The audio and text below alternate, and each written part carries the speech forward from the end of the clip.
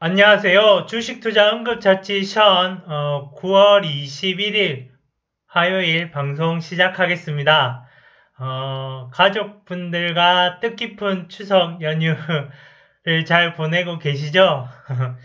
그러면 금일도 시장지수 방향에 대해 예측을 해본 후에 기존에 예측했던 개별 종목들 중 특이사항이 있었던 종목들에 대해서 살펴보고 그리고 이제 시청자 질의 종목이 있어가지고 시청자 질의 종목 그리고 이제 저번 주 금요일 하락폭이 컸던 종목들에 대해서 의견을 나눠보도록 하겠습니다.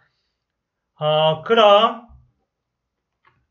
시장 선물 지수에 대해서 이제 의견을 나눠보자면, 기존에 의견 드렸던 시장 지수 방향으로서 이제 420포인트를 기점으로 저항을 맞고 415포인트였죠.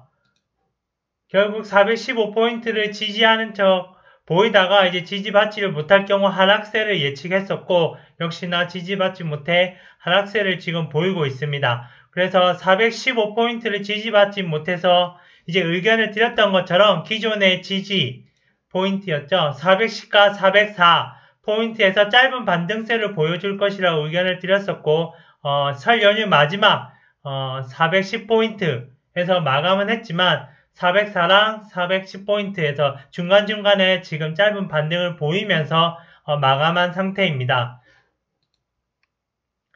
차후 이제 시장 방향을 예측해 보자면 410포인트에서 재차 415포인트를 돌파해서 안착 후 다시 재차 420포인트까지 돌파 및 안착하려는 경우 한 가지와 410포인트에서 이제 지지를 받지 못하고 재차 하락하는 경우 두 가지 경우로 이제 예측해 볼 수 있겠습니다. 근데 현재로서는 이제 420포인트로 재차 갈지 아니면 410포인트에서 저항을 맞고 재차 하락할지 알 수는 없지만 확률적으로는 이제 하락이 좀 더 높지 않을까 싶습니다. 기존에 이제 404포인트에서 짧은 반등을 보인 점을 미루어 보아서 이번에 하락한다면 이제 404포인트 부근에서는 반등 없이 바로 무너지는 하락세를 보일 가능성도 있으니까 이에 장중에 혹시 이제 시장지수가 410포인트에서 추가적인 조정 및 눌림을 받는 모습이 포착될 시에는 반등이 높은 맥점에서 매수 대기하는 것 외에는 시장을 관망하는 자세로 대응하시는 게 좋지 않을까 싶습니다. 아울러 전체적인 이제 시장 지수 흐름의 방향에 대해서는 바로 이전의 영상을 참고하시면 될 것 같습니다. 그러면 기존에 예측해드렸던 개별 종목들 중 특이사항이 있었던 종목들에 대해서 간략히 살펴보겠습니다. 첫 번째로는 8월 24일날 예측해드렸던 네이츠셀이네요. 네이츠셀의 경우 이제 예측해드렸었던 22,300원을 찍고 단기적 매도가 26,100원까지 도달 및 돌파한 이후에 최근 23,050원으로 종가를 마감하였습니다. 이에 추가 매수 또는 신규 매수 하셨던 분들은 약 15% 익절을 하셨을 거라고 봅니다. 아직 일부 비중을 보유하고 계신 분들은 22,300원을 지지받지 못할 시 추가적인 조정 및 눌림을 받을 가능성이 있기 때문에 22,300원을 매도 라인으로 정하시고 안전하게 기존에 예측해드렸던 매수 포인트 17,750원까지 기다리시는 것이 좋을 것으로 판단이 됩니다. 아무쪼록 이제 네이처셀 같은 경우도 이제 8월 24일날 예측하고 9월 9일이니까 거의 한 2주 정도 기간이 소요되긴 했으나 결국은 내려왔다가 찍고 다시 내려오는 모습을 보이고 있습니다. 이처럼 정확하게 맥점만 매수랑 매도 포인트의 맥점만 잘 파악한다면 기다리면 결국은 내려왔다가 다시 올라가는 그런 모습을 보이는 차트들이 많을 것으로 개인적인 의견이지만 판단이 됩니다. 어쨌든 다음으로는 YG 플러스네요. 8월 27일날 예측해드렸었던 거고요. 8월 27일날 예측해드렸던 매수 포인트 7,000원을 찍고 단기적 매도가 7,380원 도달 및 돌파 후에 최근에 이제 7,090원으로 종가를 마감하였습니다. 이에 추가 매수 또는 신규 매수 하셨던 분들은 약 5% 익절하셨을 거라고 봅니다. 아직 일부 비중을 보유하고 계신 분들은 7,000원을 지지받지 못할 시 추가적인 조정 및 눌림을 받을 가능성이 있기에 7,000원 매도 라인 정하시고 시장 지수가 상승세를 지속적으로 유지 시 중단기적 목표가까지는 홀딩하셔도 좋을 것으로 판단이 됩니다.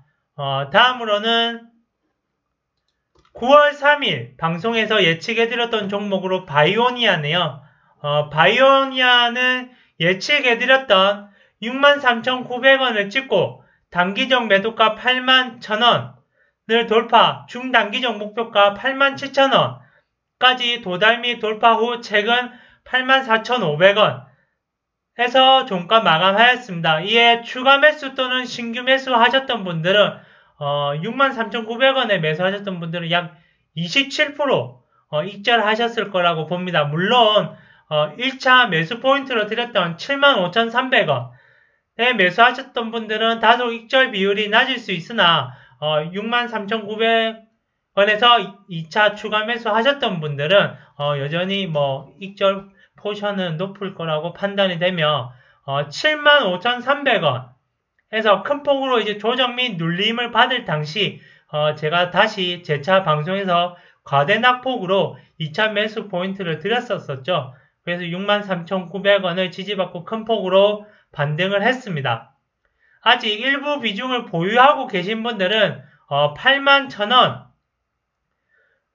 지지받지 못할 시 추가적인 조정 및 눌림을 받을 가능성이 있기 때문에 81,000원 매도 라인 정하시고 매도 목표는 안전하게 그냥 전고점 98,800원 부근으로 목표가 잡으시면 좋을 것으로 판단이 됩니다. 다음으로는 8월 30일 방송에서 예측해드렸던 종목으로 해성옵틱스네요. 해성옵틱스는 예측해드렸던 매수 포인트 888원을 찍고 단기적 매도가 939원, 1,000원, 그리고 중단기적 1,060원까지 모두 도달 및 돌파한 후에 최근 992원으로 종가 마감하였습니다. 이에 추가 매수 또는 신규 매수 하셨던 분들은 약 17% 익절하셨을 거라고 봅니다. 폰 종목 같은 경우는 1차로 888원에서 1,000원까지 1차로 도달했다가 재차 888원까지 조정받은 후 쌍바닥을 지지하면서 1,060원까지 올라간 종목이네요.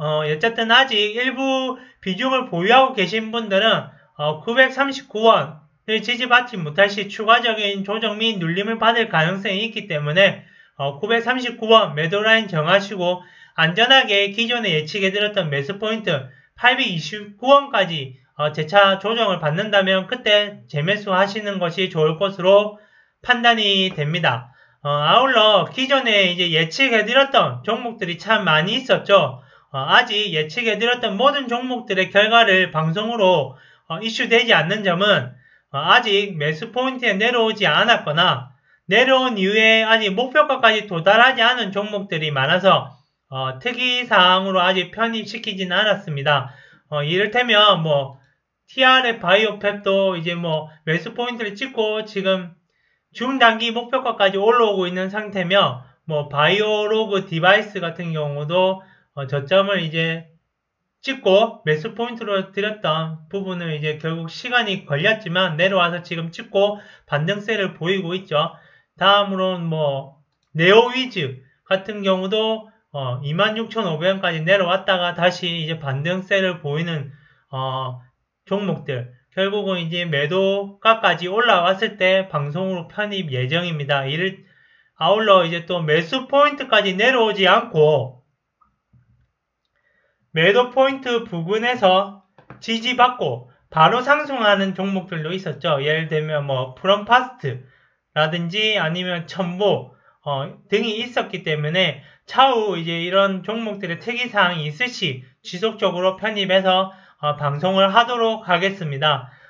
그럼 다음으로 시청자 질의 종목에 대해서 의견을 나눠보도록 하겠습니다. 이 종목은 이제 제가 앞전에 방송에 한번 나갔던 종목으로 판단이 되는데요. 작년 이제 11,100원을 기점으로,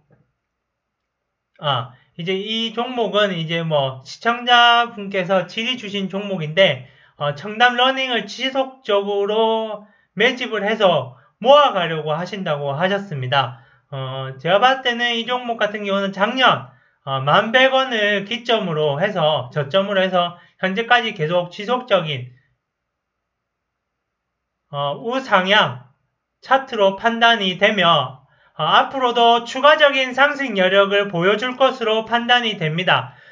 중요한 맥점의 지지 라인을 이탈하지 않는다면 지속적으로 상승 사이클을 유지할 것으로 판단이 되며 추가적인 상승을 지속적으로 기대해봐도 좋을 것으로 생각이 됩니다. 개인적인 의견으로는 26,800원, 앞전 방송에서도 똑같이 말씀을 드렸었는데 26,800원은 상승 추세의 유지를 위한 중요한 맥점으로 판단이 되며 주가가 26,800원 위에서 지지 및 안착하여 유지해준다면 지속적인 상승 사이클을 유지해줄 것으로 판단이 됩니다. 추가적인 조정을 받을 가능성도 배제할 수는 없습니다. 물론 이제 이에 26,800원 이하에서 추가 매수가 유효하며 시장지수가 385포인트까지 조정을 받을 시에는 22,000원까지 뭐 눌림 및 추가적인 조정을 받을 가능성도 있지만 22,000원까지 이제 뭐 눌림을 받는다면 과대 낙폭 구간으로 판단이 되며 지수만 받쳐주면 금세 주가가 다시 회복할 수 있는 종목으로 판단이 됩니다. 이에 26,800원 이하에서 추가 매수 유효하며 또한 22,000원까지 추가적인 조정을 받을 시에도 추가 매수 유효합니다. 매도는 단기적으로 29,150원 부근에서 하시면 좋을 것으로 판단이 됩니다. 차후 26,800원 이하에서 29,150원까지 재차 강하게 돌파하고 29,150원 위로 지지 및 바로 안착하는 경우에는 중장기적으로는 38,800원 그리고 42,000원까지 보유하셨다가 중장기적으로입니다. 매도하셔도 괜찮을 것으로 생각이 됩니다. 참고로 어쨌든 9월 7일 하락폭이 컸던 종목들 중 하나로 편입되어서 방송이 한번 나갔던 종목이네요. 어쨌든 매매에 도움이 되었으면 합니다.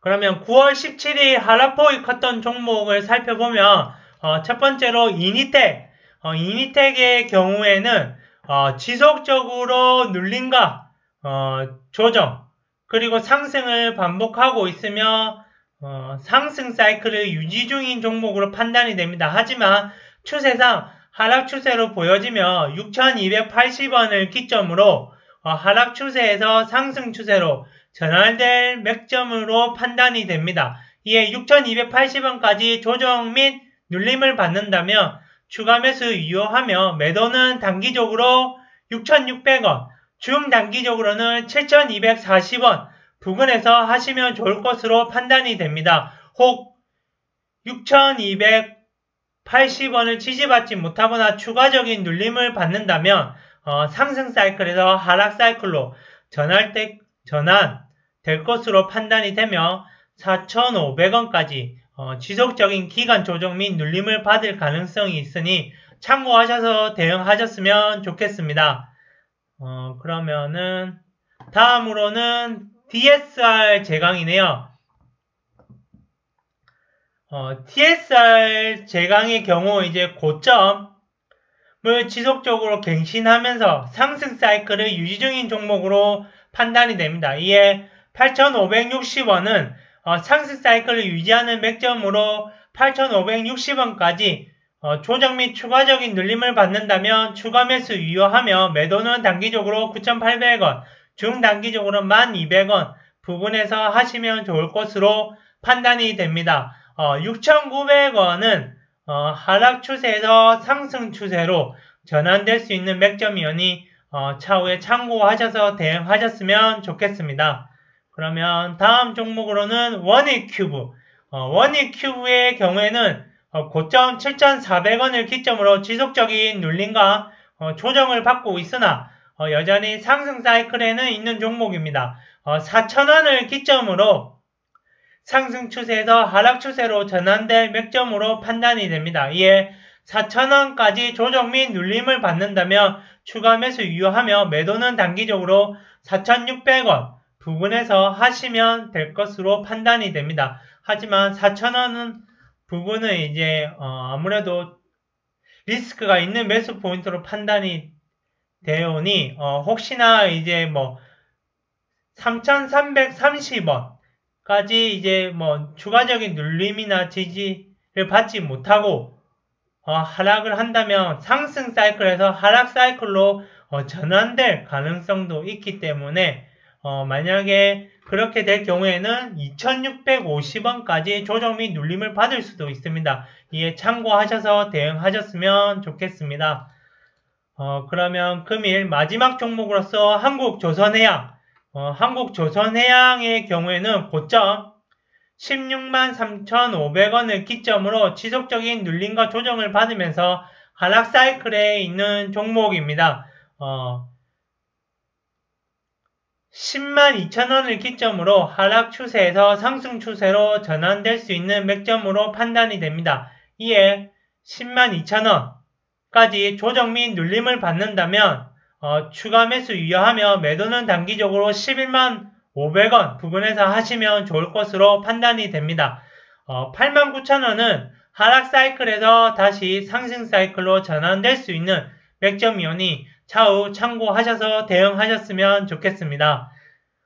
그러면 이제 뭐 남은 추석 연휴도 이제 내일 하루 남았네요. 어쨌든 가족분들과 뜻깊은 시간 보내셨으면 좋겠습니다. 그러면 오늘도 끝까지 방송을 시청해주신 분들께 진심으로 감사드립니다.